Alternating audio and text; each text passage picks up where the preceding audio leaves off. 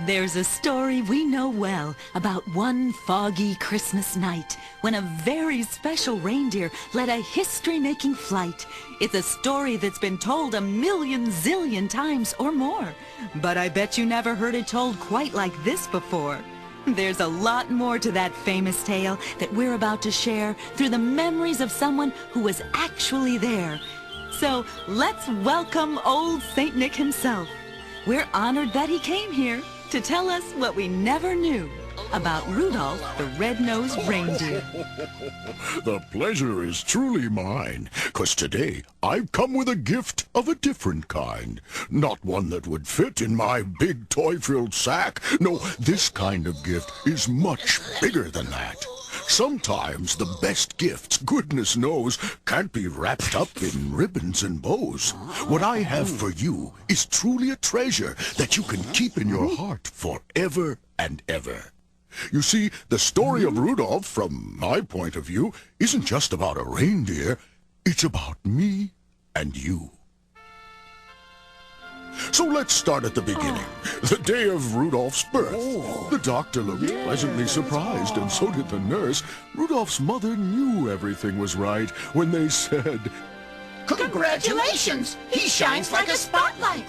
Cute little dear opened his eyes, looked in the mirror, and cried out in surprise. Wow! What a nose! It's bright red and it glows. Unlike any other nose, I suppose.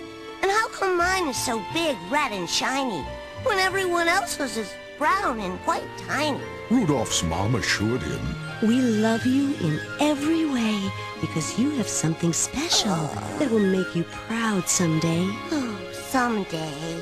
Rudolph sighed, but his nose still displeased him. And when he grew and started school, the reindeer there would tease him. It really hurt poor Rudolph when they called him names or shut him out of their league soccer games. Those reindeer weren't very considerate, and that, my friends, is just the tip of it. When you're treated like that, what can you do? Bet we could think of a considerate thing or two.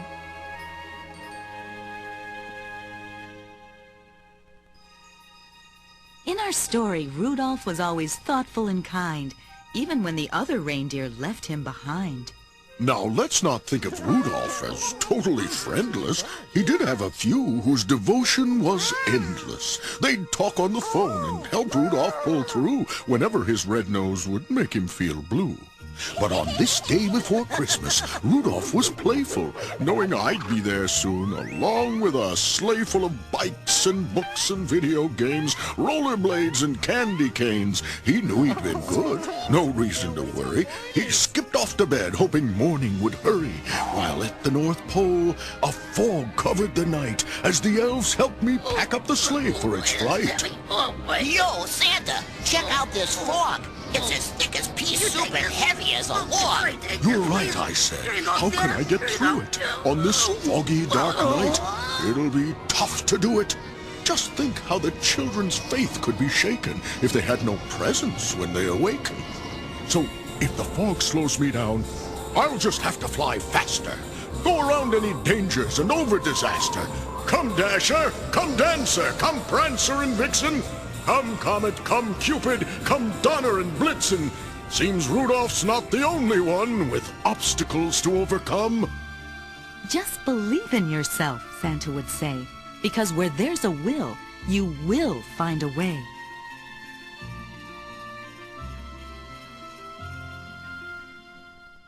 The clouds grew darker, the winds blew harder as the sleigh took off in the night.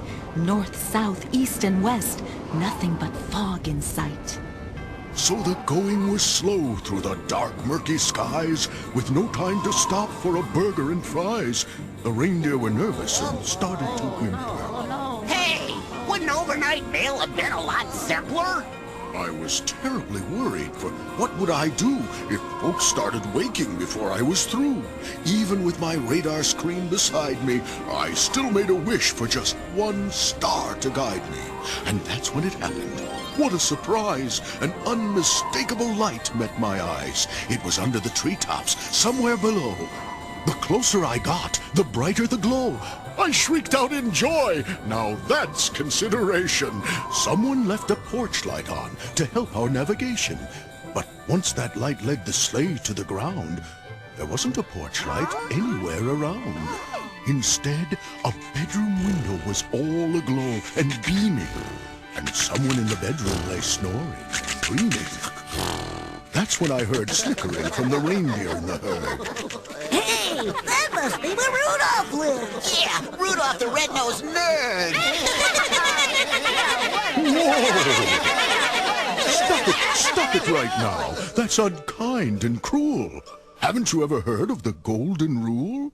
Well, Rudolph was awakened from all of the chatter and came running out to see what was the matter. Wearing polka dot pajamas, rubbing his sleepy eyes, finding me there was quite a surprise. Wow! It's Santa himself and his reindeer friends. If this is a dream, I hope it never ends. I told Rudolph the reason for all our delay, the fog and dark clouds and losing our way, and as I spoke, his shiny nose started blinking, brighter and brighter, glowing and twinkling, until he cried out, Wait! I bet I could save the day. With my bright spotlight nose, I'll lead the way. Oh, please, Santa, let me be on your team.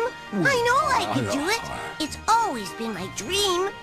What a bright idea, I cried out with glee. You're the most brilliant reindeer in history.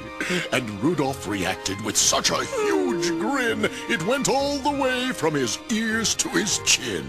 He left a note that he wrote to his folks in a hurry. Dear Mom and Dad, I'm off helping Santa. Please don't worry. Well, the pride Rudolph felt was more than I can say as he pranced to his place at the head of my sleigh.